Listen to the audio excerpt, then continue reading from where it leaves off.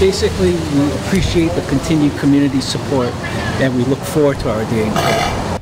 After a 3-year FBI investigation, Louis and Catherine Kealoha pleaded not guilty today in the biggest public corruption case in Hawaii law enforcement history. For the first time today, U.S. attorneys laid out their case, accusing the former police chief and the deputy city prosecutor of being thieves and liars who preyed on their own relatives. And they allegedly recruited top police detectives to help with an elaborate cover-up. Today's indictment revealed 20 felony counts. The U.S. attorney wanted Mrs. Kealoha locked up without bail, but the judge allowed them both to post $100,000 bond. Their trial is set for December 19th. The Kealohas are charged with conspiracy, bank fraud, false statements, obstruction, and ID theft. Catherine Kealoha is specifically accused of conspiring to frame her uncle, stealing money from relatives, including children, falsifying loan documents, creating an alias to cover up thefts, and using encrypted phone lines to contact witnesses. Our chief investigative reporter Lynn Kawano was the first to report this morning's arrests and was in federal court as the Kealohas faced the judge. They both pleaded not guilty to the slew of counts they're facing, and it was clear, despite federal prosecutors laying out the case, the Kealohas wanted to show the public they are not worried. The Kealohas were arrested just before sunrise this morning at their condo, a pre-arranged surrender with the FBI. Just hours later, the two, side by side, stood before a federal judge pleading not guilty to 20 felony counts. They left federal court holding hands, exuding confidence. But less than 25 feet away, the FBI and prosecutors were laying out for the media the bombshell charges. A husband and wife team, so desperate to fund their lifestyle and maintain their self-professed status as Honolulu's power couple, that they swindled hundreds of thousands of dollars from banks, credit unions, and some of the most vulnerable members of the community. Federal prosecutors say Louis and Catherine Kealoha used that money to pay for a Mercedes, a Maserati, lavish dinners, and a $26,000 party for Louis Kealoha when he was named chief of police. The indictment is really an incredible document that outlines massive corruption by these individuals over spanning years. Federal public defender Alexander Silvert represented one alleged victim in the case, Gerard Puana, Catherine Kealoha's uncle. The indictment says the theft of the Kealoha's mailbox in 2013 was staged to ruin Puana's reputation because he and his mother, 98-year-old Florence Puana, was suing the Kealohas over hundreds of thousands of dollars, money the Kealohas are now accused of stealing. Do you want to see your granddaughter go to jail? I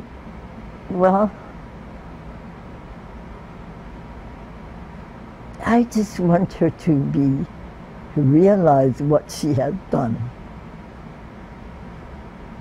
Because what she did, I can't even imagine anybody doing what she did. And what the federal government says she and her husband did was more than anyone expected. Even attorney Eric Seitz, who now represents the Puanas in a federal civil case.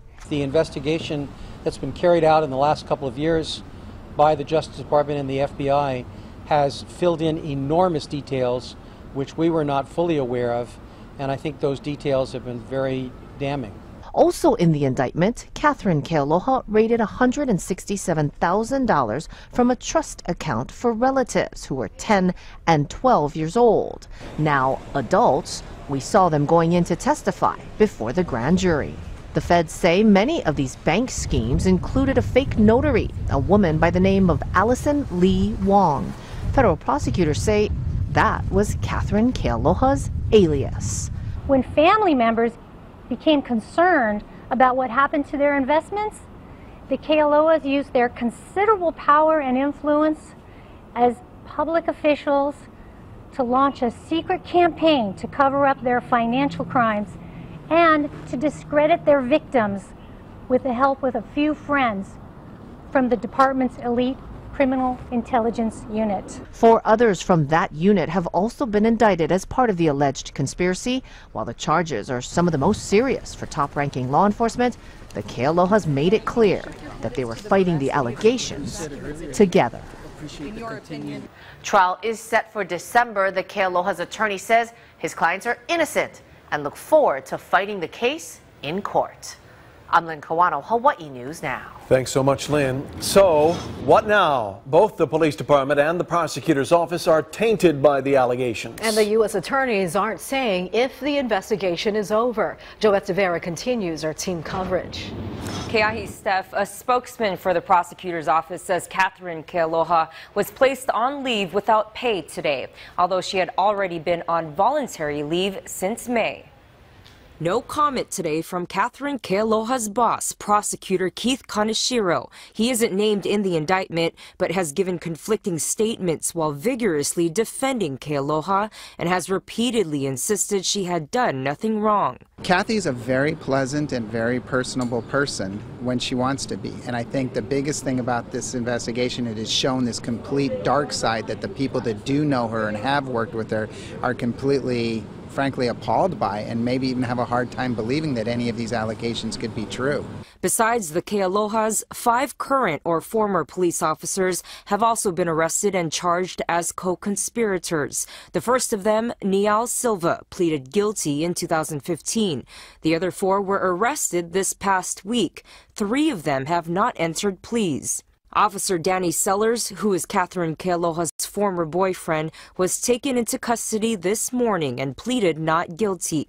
Acting Police Chief Kerry Okimoto says the case has rocked HPD. Morale is low with the nearly 2,000 officers, but he says they will move forward. This week's arrest hurt the Honolulu Police Department and the entire community.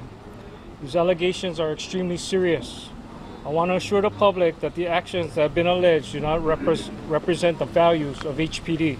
Honolulu Mayor Kurt Caldwell is out of the state, but put out a statement reading in parts, "This shows that no one is above the law." I'm floored by the allegations. This looks like a criminal gang, a group of individuals with malicious and evil intent. I have complete faith and confidence in the criminal justice system to be fair, and I'm sure it will be.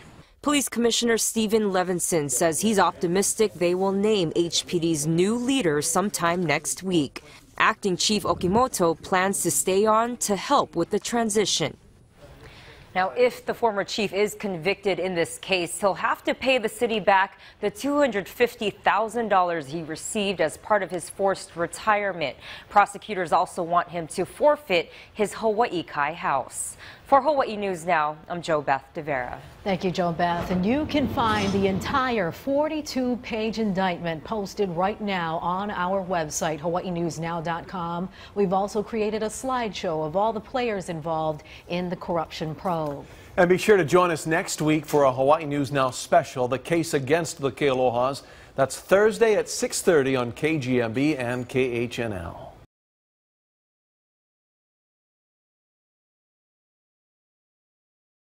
Honolulu Police Department Chief and Prosecutor wife arrested. Honolulu, in an extraordinary scene 3 years in the making, former Police Chief Louis Kealoha and his deputy prosecutor wife stood before a federal judge Friday after being arrested and indicted in a public corruption probe that also netted the arrests of 3 current police officers and a retired major this week. Stories on the ongoing federal investigation of former HPD Police Chief Louis Kealoha and his wife Catherine, a deputy city prosecutor. Louis and Catherine Kealoha entered pleas of not guilty, hours after surrendering to the FBI at their Kahala condo. The 2 were each released on $100,000 bonds, with a trial date set for December 19, and left the courtroom holding hands and wearing leis. "We appreciate the continued community support and we look forward to our day in court," Louis Kealoha told reporters. In court Friday, federal prosecutors sought to argue that Catherine Kealoha should be detained without bond due to multiple acts of obstruction. They also said she used more than 10 different encrypted phone lines to contact witnesses while the federal grand jury proceedings were underway, and has shown she is willing to destroy and falsify evidence. But the federal judge didn't buy the argument, and said she should be released. The two left the federal courthouse about 12:30 p.m., as the FBI and HPD brass stood shoulder to shoulder to detail the severity of the charges against a couple accused of wielding the power of their positions for their own gain. The 20-count indictment describes a complex web of fraud, deception, and obstruction by a husband and wife team so desperate to fund their lifestyle and maintain their self-professed status as Honolulu's power couple that they swindled hundreds of thousands of dollars from banks, credit unions and some of the most vulnerable members of the community, including a disabled uncle, a 98-year-old grandmother and 2 minor children who were under Catherine Kealoha's guardianship, said acting U.S. Attorney Alana Robinson. At the news conference, the Kealohas used their considerable power and influence as public officials to launch a secret campaign to cover up their financial crimes, with the help of a few friends from the department's elite intelligence unit. She added, "No one, not a police chief, not a prosecutor is above the law." Certainly this case has rocked the police department for some time now, but today is a new beginning. HPD Acting Police Chief Kerry Okimoto said the arrests this week hurt the Honolulu Police Department and the entire community. HPD has been and will continue to cooperate with the federal investigators, he said. The arrests are a dramatic but not unexpected development in a years-long federal investigation into public corruption at some of the highest levels of Oahu's law enforcement. In a comprehensive, and, at times, jaw-dropping, 42-page indictment unsealed Friday, the Kealohas were charged with fraud, making false statements, conspiracy, and tampering with witnesses. Additionally, Catherine Kealoha was charged with bank fraud and identity theft. After the arrests Friday, Mayor Kirk Caldwell said in a statement that Oahu residents deserve to know what happened and expect justice to be served. He continued, "I thank the men and women of our police force who have continued to do their jobs every day with professionalism and without hesitation."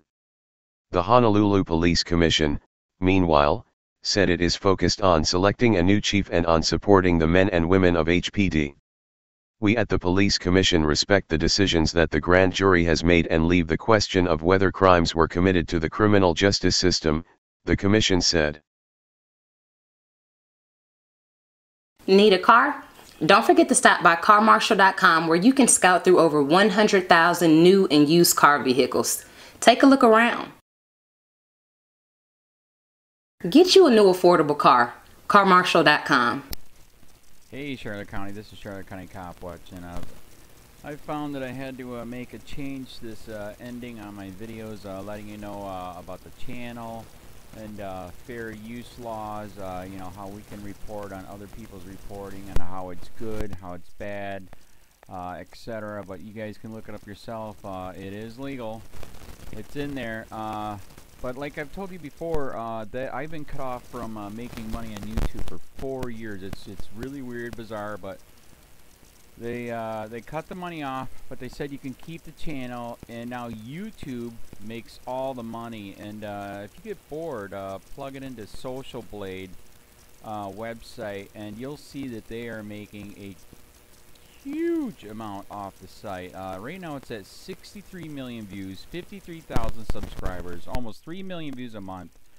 You know, trying to wake people up, and I make nothing. In fact, I got a customer that's ex-congressman. He said if I could ever find a lawyer, sue YouTube on it. But because this is nuts. 4 hours a day, and to save America. You know, but at the same time, it's worth it. Look at what our founding fathers did. They died for this country. So, but getting back to the money part, this is why I'm redoing the video. Is my dream of everyone giving $1, and it's going to be $53,000 a year, or if they did Patreon, which you know, can be monthly.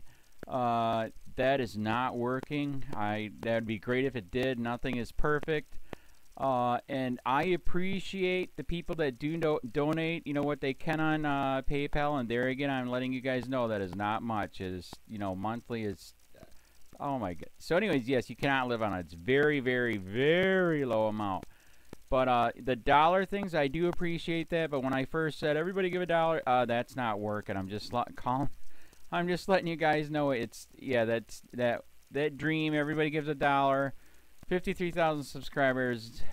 It's not working. So yes, if you can give more than that, you know, I appreciate it. Like I said, you know, I'm in a unique situation where, you know what, we're already debt free, and I'm not rich, but with the little business that we have, I am able to do what I am able to do 45 hours a day, you know, letting you guys know what's going on. In 4 years, I've did the whole thing myself, 12,000 videos on there. I literally get emails where people are like, holy crap, I never knew it was this bad. And it is this bad, and it's getting worse every day because we have the internet, we have cell phones, we have cameras everywhere now, and it's just disgusting what's going on.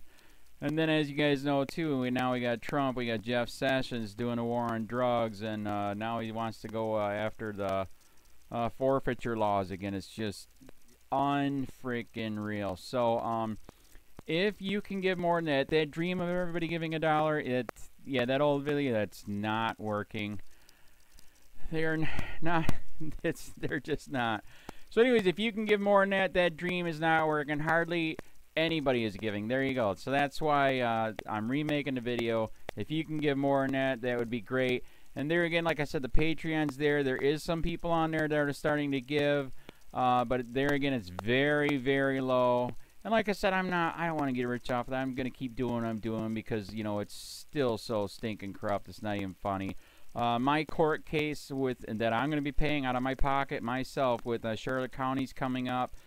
They illegally looked me up and then posted all my information on LEOAFFAIRS website. They basically doxed me, however you want to say that. I forget what the word is, and they outed me, man. And that information on that site went out to 500 sheriffs, deputies, people that work at the jail, etc., etc., etc. So yeah, it is very, very scary, but we're going to do a federal case, 1983 case, violating freedom of speech. We have 17 cameras in the house now. We got 2 cameras in the car. I always carry a camera plus a cell phone. A lot of people are highly recommending I get a vest now. If I could, if the wife would let me, I would run for sheriff. We are trying to push the thing nationwide right now. Where just to mix it up and to get the topics out there is register to run for sheriff, NPA, no party affiliation, as a write-in, and that is completely free, and you can participate in the elections. And there's a lot of stuff. We got a guy, James McLinnis in Pinellas County, Tampa, who almost won. He experienced the corruption himself. The story is unbelievable. Look him up. It's mind-blowing what they did. It pissed him off. He is very, very smart. He has way more money than I did. He ran for sheriff at the last 3 months last year in 2016 and almost won. He got all of the black vote. And the reason why he did that is because he ran in, I will not bust, we're in Florida, I will not bust anybody for weed anymore unless it's an ungodly huge amount, like pounds. And then he also ran in no more victimless crimes, no more of this freaking road pirate bull crap. And then he was going to cut the budget by 30%. And when you think about that, you can. If you stop the road pirates, you can get rid of a bunch of people. Gone. So, the wife has been saying, yes, I can, yes, I can't. So I don't know. We're trying to find somebody that can do it because I am busy doing this anyways. But, so I'm making a video, like I said, that $1 a month from everybody, you know, for 53,000 subscribers, that is not working. I'm just letting you guys know. Absolutely give way more than $1 a month. If you can, I appreciate anything.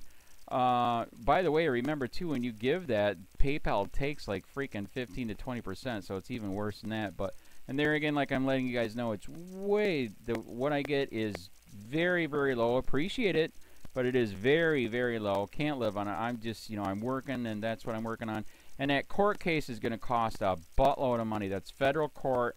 Just the filing fees and the depositions that we're going to be doing with this corrupt cop. So there's another reason to give. We are going to be doing a deposition with this very corrupt. He was in a drug squad. He is a bad guy. He's on steroids. We heard steroids are rampant here. That's why their attitude is so bad. And we are going to get him on video, and it will be on YouTube. So that case alone is $5,000 just to bring it to court, and that's my money out of my pocket. So there's another reason to give, and give way more than $1 if you can. So keep that in mind. This is the new video, and I see, God, I talk a lot. It's already 7 minutes, but had to make it just to let you know the $1 a month from everybody is not working. They're not doing it. So if you can give more than that, please. So thanks. Keep it up. Share, like, subscribe, tell your friends, send me your videos on corruption, and I'll post it.